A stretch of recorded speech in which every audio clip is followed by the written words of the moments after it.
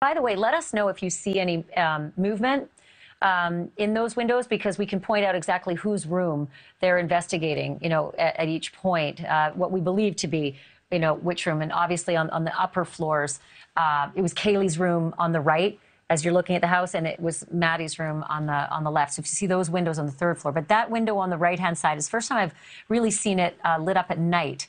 And seen that, whatever that pattern is of what's sitting in the window. But if you see people moving inside, Brian, definitely let us know. As I said, I believe that to be Xena Kernodle's room, where she and Ethan would have been sleeping that night on the second floor. And of course, over on the left is the living room. Brian, stand by for 1 second. Don't go anywhere. I actually want to add somebody to our conversation, Lauren Paterson. She is a reporter for Northwest Public Broadcasting and Spokane Public Radio. She's also a resident of Moscow. Thank you, Lauren, for coming back to the program. One thing I didn't know when we first met you last week and we're talking about this case, Lauren, was that your husband is an instructor at the University of Idaho, and Kaylee Gonsalves was one of his kids, one of his students. Can you tell me anything about his interactions with her? Yes, from what he's told me, my husband said Kaylee was a very achievement-oriented student. She was always working to get the best grades. He also said she had a lot of friends in the class, which I think speaks to her wide social circle.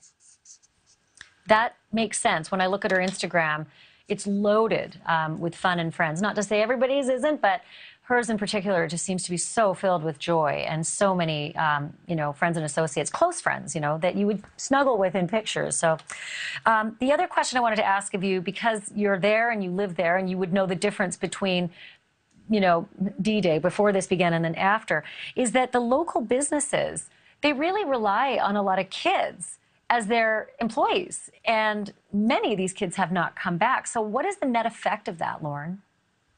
You're right, Ashleigh. The Vandal students, they're a big part of the Moscow workforce. I was just speaking with the campus rec center manager today, the on-campus gym, and he said he's lost about a third of his workforce to students going home early. So the gym availability, along with some other buildings on campus and maybe even local businesses, might be a little tenuous depending on how many students have left the area. That's hard. I mean, that's going to be a big effect for the people who live there, losing that many kids.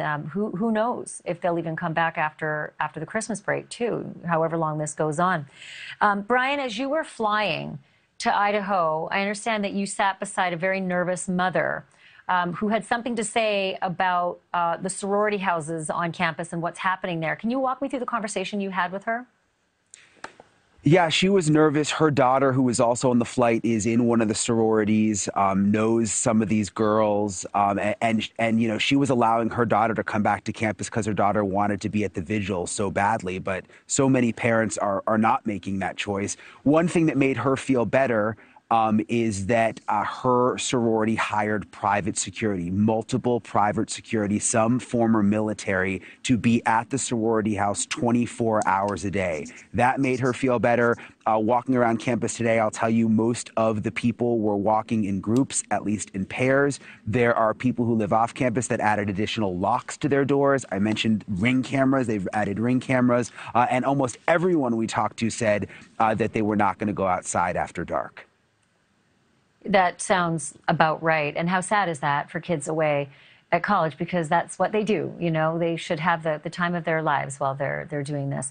Lauren, the security at the sorority houses is one thing, but there's also the security at businesses where a lot of these kids and the locals, are frequenting regularly. What's the security protocol? How has that changed? Are they closing earlier now, just out of worry and fear? Are they employing private security at the businesses too?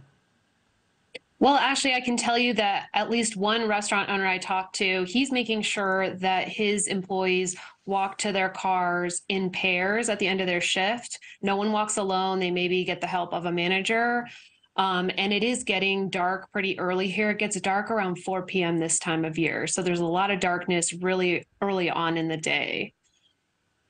Lauren, thank you for doing this. Lauren Paterson joining us again. And Brian Entin is going to join us at the end of the program as well, not even the end, in just about 35, 40 minutes or so to answer all of your viewer questions as well. So, Brian, go warm up, and then we'll join you again, and we'll get a few more questions answered from you. And thank you for watching. Go to newsnationnow.com to find NewsNation on your television provider. And don't forget to click the red subscribe button below to get more of NewsNation's fact-driven, unbiased coverage.